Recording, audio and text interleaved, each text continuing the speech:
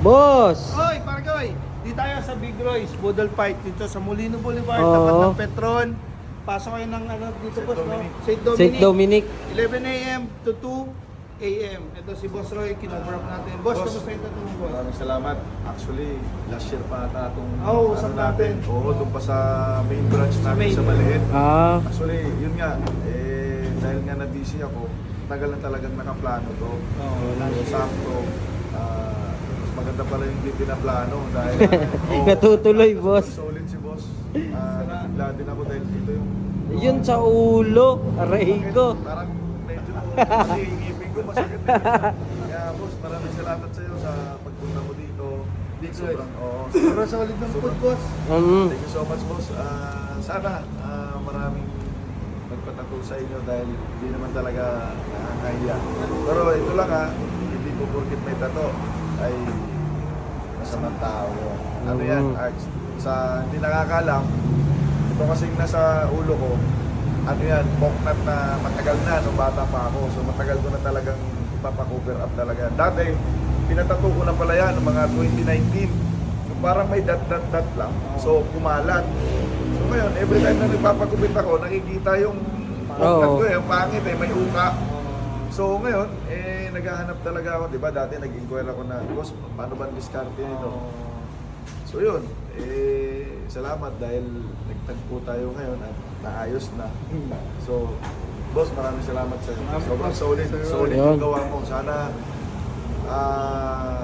mas marami pa kayong magagawang ganito kaganda at marami pa kayong mapa-inspire din na tao dahil hindi naman porkit ako artist or magpapatato sa inyo ay gano'n na kaagad ang hangarin. Ngayon is, tattoo is an art na lang siya May kanya-kanya tayong istorya. May kanya-kanya tayong istorya. Ano yung mga dapat palagay mo. Para ito ako. So, ayun. Tinalagay ko to kasi manata talaga ako kayo. May Mama Mary. Religious. Yes, religious. Religious yung tattoo. So, boss, maraming salamat. Salamat, boss. Boss, invite mo sila. Punta sila rito sa Big punta kayo Royce. dito sa Big Royce. Budol Fight. Pag nagpa-reserve sila, boss, anong number? Ano lang, may number dun sa Facebook.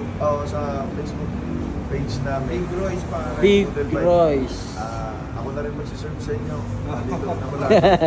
Then, All basta around, boss. Kami, ano lang kami. Low-key lang kami. Ayusin namin kung anong karapat-dapat namin gawin dito. Pagkasta sa Big Royce kayo.